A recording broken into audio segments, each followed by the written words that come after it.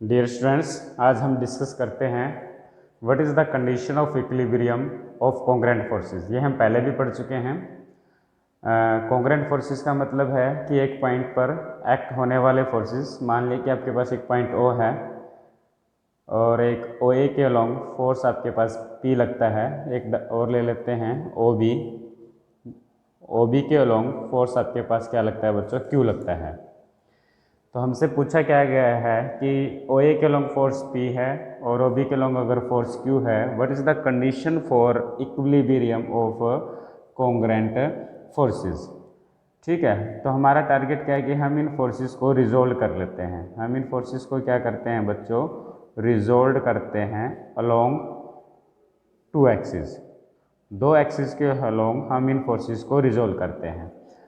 जिन axis के along हम इन forces को रिजोल्व करना चाहते हैं वो दोनों एक्सिस आप क्या होनी चाहिए, एक दूसरे पर परपेंडिकुलर होनी चाहिए। क्या होनी चाहिए, परपेंडिकुलर। तो इसलिए हम मान लेते हैं कि एक को एक्स एक्सिस के अलोंग रिजोल्व कर लेते हैं और फिर वाई एक्सिस के अलोंग रिजोल्व कर लेते हैं। ठीक है, आपने पहले भी पढ़ा है, अगर इस पी फोर्स को इस एक्स एक्सिस के अलोंग रिजोल्व करते हैं तो इसका resolve part along x axis क्या आएगा बच्चों, P cos अल्फ़ा। अगर अल्फ़ा ये angle made by that, alpha with the angle made by the x axis with the OA। Similarly इस Q फोर्स को भी अगर हम इसी एक्सिस के अलोंग रिजोल्व करते हैं तो आपके पास इसका रिजोल्वेंट पार्ट एक्स एक्सिस के अलोंग आ जाएगा Q इंटू में cos of beta. Beta is the angle made by x axis with OB। Okay, और मान लेते हैं कि दो फोर्सेज हैं P एंड Q, इनका भी कोई ना कोई रिजल्टेंट होगा और वो रिजल्टेंट क्या ले लेते हैं, R। आप ऐसे भी समझ सकते हैं कि A पॉइंट से एक लाइन है पैरेलल टू OB ड्रा कर देते हैं, B से एक line parallel to OA draw कर देते हैं, तो आपके पास OACB एक क्या बन जाता है, पैरेललोग्राम बन जाता है। अकॉर्डिंग टू दैट पैरेललोग्राम तो जो फोर्सेस हैं, एक OA के लॉन्ग लग रहा है, एक OB के long, adjacent sides of a parallelogram हैं, तो इनका जो रिजल्टेंट होगा अलोंग द डायगोनल होगा वो R मान लेते हैं। तो इस R ने का रिजोल्व पार्ट एक्स एक्सिस के लॉन्ग हो जाएगा R कोस गामा। अगर ये एक्स एक्सिस इस OC के साथ एंगल क्या बनाती है, गामा बनाती है। ठीक है, तो आपके पास आया बच्चों R cos gamma is equal to P cos alpha plus Q cos beta, और इसको अगर हम बच्चे क्या मान लेते हैं, x मान लेते हैं, तो हमें क्या मिला, R cos gamma is equal to x। Similarly इसी टाइप से जब इन फोर्सेस को हम y एक्सिस के अलोंग रिजोल्व करेंगे तो आपके पास जहाँ कोस आया हुआ है वहाँ पर क्या आ जाएगा बच्चों, साइन आ जाएगा। तो R sine gamma is equal to P sine alpha plus में Q साइन बीटा, और इस पार्ट को अगर हम क्या मान लेते हैं, y मान लेते हैं, तो हमें क्या मिलता है, R sine gamma is equal to y. अब इन दोनों इक्वेशंस को बच्चों अगर हम स्क्वायर करके ऐड करते हैं तो आपके पास R square is equal to x square plus y square आ जाता है। ओके, अब बात आ जाती है कंडीशन ऑफ इक्विलिब्रियम की। मान लिया कि सिस्टम आपको इक्विलिब्रियम पोजीशन में दे रखा है। अगर इक्विलिब्रियम पोजीशन में है तो रिजल्टेंट फोर्स की वैल्यू क्या आएगी आपके पास, 0। अगर R 0 है तो इसका मतलब x square plus y square को भी क्या होना पड़ेगा, 0। तो इसका मतलब x को भी क्या होना पड़ेगा, 0, और y को भी क्या होना पड़ेगा, 0। और what is here x, x क्या है आपके पास, x is the algebraic sum of all resultant part of forces. algebraic sum of the resultant part of all forces along the x axis। Similarly capital Y क्या denote करता है, that denote the algebraic sum of the resultant part of all forces along the y axis। Clear है students? तो इसका मतलब अगर system equilibrium में है तो कैपिटल X को भी 0 होना पड़ेगा और कैपिटल Y को भी 0 होना पड़ेगा। अगर हम बात करते हैं सुफिशिएंट कंडीशन की, in case of sufficient condition अगर आपके पास ये दे दिया जाए कि algebraic sum of all resultant part of all forces along the x axis is 0, that is x0, and capital Y भी 0 दे रखा है, तो उस सिचुएशन में R स्क्वायर किसके इक्वल होता है, x square plus y square. तो तो आर की वैल्यू क्या आ जाएगी आपके पास 0, मतलब रिजल्टेंट फोर्स इज 0। अगर रिजल्टेंट फोर्स 0 है तो इसका मतलब आपके पास क्या हुआ, system is in equilibrium. Okay students, अब इस टॉपिक को, इस कंसेप्ट को हम यूज करेंगे to solve the question of exercise 1.6। तो first we discuss the question of exercise 1.6 से question number 1 here. In question number 1 here of exercise 1.6, question number 1 here, A B C D E F is a regular hexagon। एक regular hexagon आपको दे रखा है, आप बना लीजिए कि हमने एक रेगुलर हेक्सागन बनाया और जिसका नाम आपको रखना है that is A B C D E and F, it is the regular hexagon। Forces दे रखे हैं 4 P 10 Q and 6 Newton acting along AB। जो फोर्स है वो AB के अलोंग लग रहा है 4 न्यूटन। फोर्स P जो लगा बच्चों वो CA के अलोंग है, CA के अलोंग है तो एरो का सिंबल ये रहेगा और इसके अलोंग फोर्स क्या है बच्चों P। फिर 10 फोर्स है वो AD के अलोंग है, एरो का साइन ये रहेगा, फोर्स आपके पास 10 है। एंड Q न्यूटन फोर्स लगा आपका AE के अलोंग, एरो का साइन ये रहेगा, फोर्स Q लगा। FA के अलोंग फोर्स लगा आपके पास 6 न्यूटन और एरो का साइन ये रहेगा। ओके, एक रेगुलर हेक्सागन की पर ये फोर्सेस लग रहे हैं और सिस्टम के बारे में कहा गया है कि वो इक्विलिब्रियम में है, तो इसका मतलब रिजल्टेंट फोर्स की वैल्यू 0 है। R 0 है तो इसका मतलब sum of all algebraic sum of all resolvent part of these forces along x axis must be 0 and sum of algebraic sum of these forces sum of resolvent part algebraic sum of resolvent part of these forces along y axis must be 0। Okay, तो अब हम इन सभी forces को x axis के along resolve कर लेते हैं। मान लिया जाए कि आपके पास x एक्सिस है। ओके, इस x एक्सिस के अलोंग जब हम इन फोर्सेस को रिजोल्व करते हैं x एक्सिस के अलोंग, तो आपको पता है इस 4 का कंपोनेंट 4 जो फोर्स लग रहा है 4 न्यूटन, इस फोर्स का x एक्सिस के अलोंग रिजल्टेंट पार्ट क्या होगा 4। जो फोर्स की डायरेक्शन भी सेम, फोर्स की जो डायरेक्शन है वो x एक्सिस के अलोंग है, सेम है, तो इनके बीच में एंगल क्या बनेगा cos 0 डिग्री बन जाएगा। क्लियर है स्टूडेंट्स। इसी टाइप से P फोर्स की डायरेक्शन अपोजिट है इसलिए -P आएगा, फिर cos आएगा। और एक और बात डिस्कस कर लेते हैं, ये एक रेगुलर हेक्सागन है, रेगुलर हेक्सागन के इंटीरियर एंगल क्या होता है आपके पास 120 डिग्री का होता है। Interior angle of a regular hexagon is equal to 120 degree. ये हमने इसे पहले वाली एक्सरसाइज में भी डिस्कस किया था। रेगुलर हेक्सागन है तो इसको 1 2 3 4 इक्वल पार्ट्स में डिवाइड किया तो हर एक एंगल की वैल्यू 30 डिग्री की होगी। मीन्स ये एंगल आपके पास 30 डिग्री होगा, यहाँ से लेकर यहाँ तक एंगल आपके पास 60 डिग्री होगा, यहाँ से लेकर यहाँ तक का एंगल आपके पास 90 डिग्री होगा और पूरा एंगल आपके पास बच्चों क्या होगा 120 degree.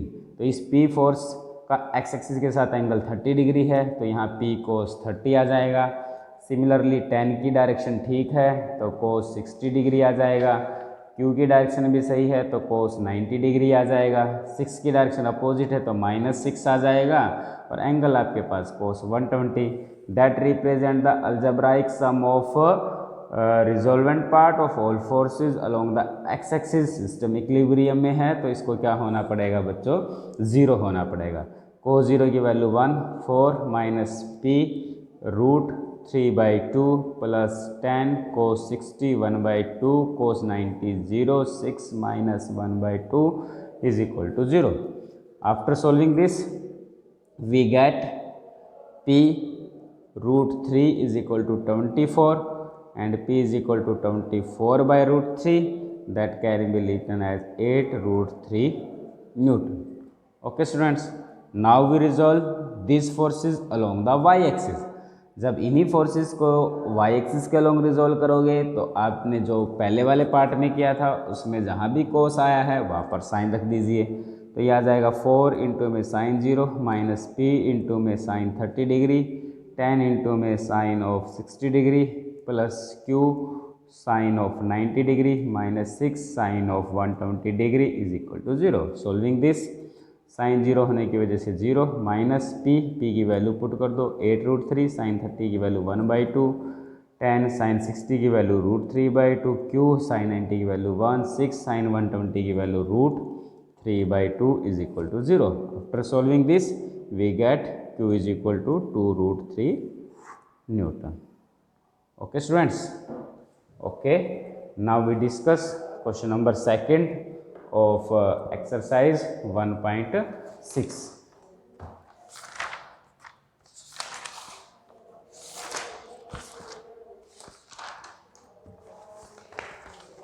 So here is question number second, given that ABCD is a string suspended from points A and B। आपके पास एक स्ट्रिंग है जिसका नाम है ABCD, जिसको दो पॉइंटों के बीच में लटकाया गया है या बांधा गया है। वो पॉइंट क्या आपके पास, एक पॉइंट A है और एक पॉइंट D है, और and it carries a weight. और ये जो स्ट्रिंग है इसके ऊपर एक वेट है 20 kg का। कितने का? 20 kg का। और किस पॉइंट पर है बच्चों? B पॉइंट पर है। और एक और वेट है जिसकी वैल्यू है W kg, और वो किस पॉइंट पर है? C पॉइंट पर है।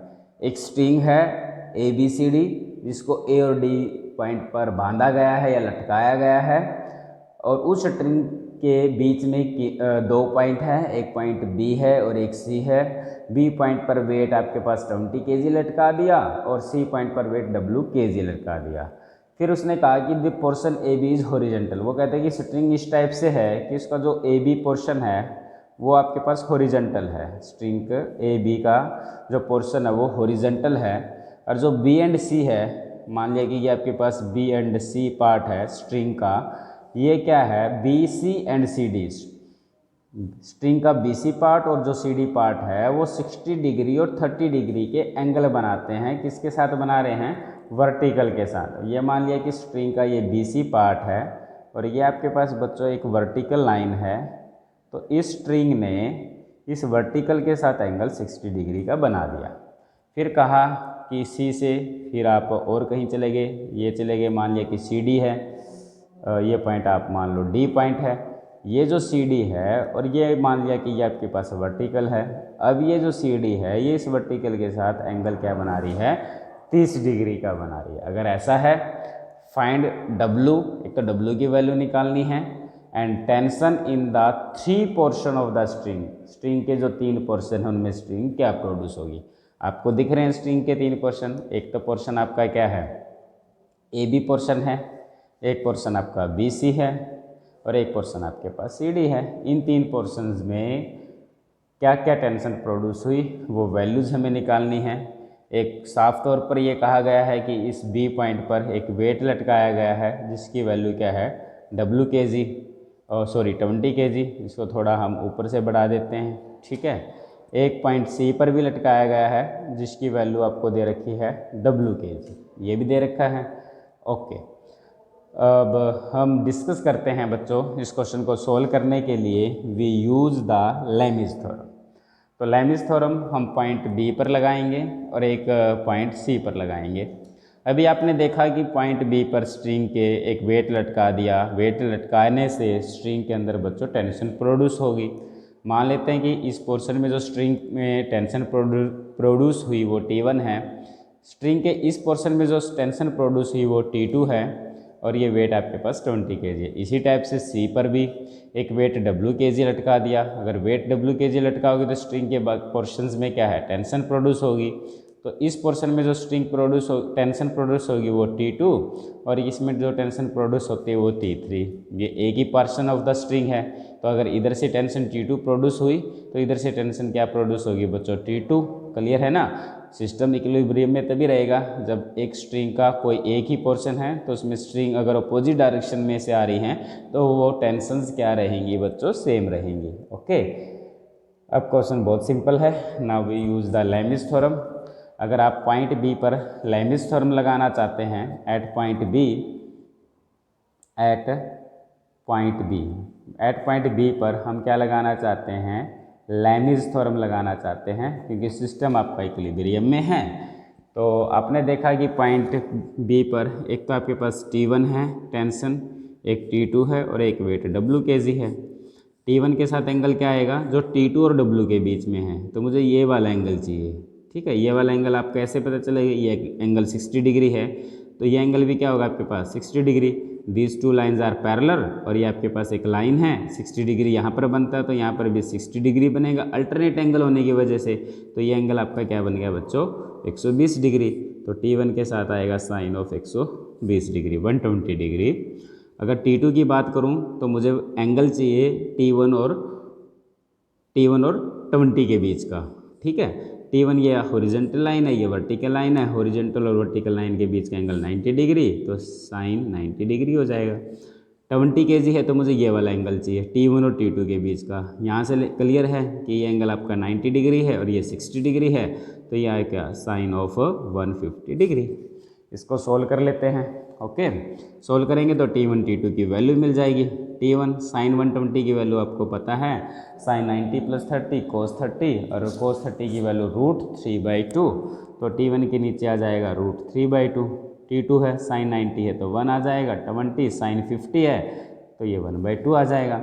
अगर हम फर्स्ट और लास्ट का कम्बिनेशन लेते हैं तो ये 2 इस 2 को कट कर देगा, और T1 की जो वैल्यू है वो बच्चों क्या आ जाएगी, 20√3 आ जाएगी, 20√3 kg। अगर मैं इन दोनों कॉम्बिनेशन को यूज करता हूँ तो 1/2 ऊपर चला जाएगा 40, तो T2 की वैल्यू आपके पास बच्चों 40 kg आ जाएगी। ओके स्टूडेंट्स, इसी टाइप से हम पॉइंट सी पर भी एक लैमीज थ्योरम डिस्कस करेंगे। सी पर एक तो आपके पास T2 है, एक T3 है और एक वेट W है। ओके, तो according to that here T2 पे ये है, तो हमें T2 के साथ एंगल कौन सा चाहिए, जो T3 और W के बीच में बना, तो मुझे ये एंगल की ज़रूरत है। ओके, ये एंगल कितना होगा, ये अगर 30 डिग्री है तो ये भी एंगल क्या होगा 30 डिग्री, क्योंकि ये वाली लाइन और ये वाली लाइन तो पैरेलल है, तो ये 30 डिग्री, तो ये भी अल्टरनेट एंगल। और ये क्या है, एक लाइन पे बना हुआ कौन है, इस टोटल सम 180 डिग्री होना चाहिए, तो ये आपके पास क्या बच जाएगा 150 डिग्री। तो T2 के साथ आ जाएगा साइन ऑफ 150 डिग्री, और T3 के साथ क्या आएगा बच्चों, T3 के साथ एंगल आएगा T2 और W के बीच में, T2 और W के बीच में साइन 60 डिग्री। W के साथ एंगल आएगा जो T2 और T3 के बीच में एंगल है। ओके, अब हमें ये वाला एंगल की रिक्वायरमेंट है। ये अगर 60 डिग्री है बच्चों, और ये आपके पास एक स्ट्रेट लाइन है, तो ये एंगल यहाँ से लेकर यहाँ तक का जो एंगल है वो आपका कितना हुआ 120 डिग्री। तो पूरा एंगल कितना हुआ 120 डिग्री और 30 डिग्री, 150 डिग्री T2 और T3 के बीच का एंगल है। तो साइन ऑफ 150 डिग्री, इसको सोल्व कर लेते हैं। ये T2 है, साइन 150 की वैल्यू अभी आपने यहाँ पे भी निकाली थी, दैट इज़ इक्वल टू 1/2। ये T3 है, साइन 60 की वैल्यू √3/2, और W साइन 150 की वैल्यू फिर दोबारा से रिपीटेड है 1/2। ये 2 तो आपस में कट ही हो जाएंगे, तो आपके पास T2 तो आपने पहले निकाल लिया, T2 की वैल्यू यहाँ पुट कर दो, दैट इज़ 40, तो आपके पास आया 40 डिवाइड बाई T3 के साथ √3 और W के साथ 1। तो फ्रॉम दिस टू पार्ट, तो यहाँ से आपके पास वैल्यू T2 की आ जाएगी बच्चों 40√3 kg, और इन दोनों पार्ट्स की बात करें फर्स्ट और लास्ट पार्ट की, तो W की वैल्यू क्या आ जाएगी 40 kg। Clear students? ओके।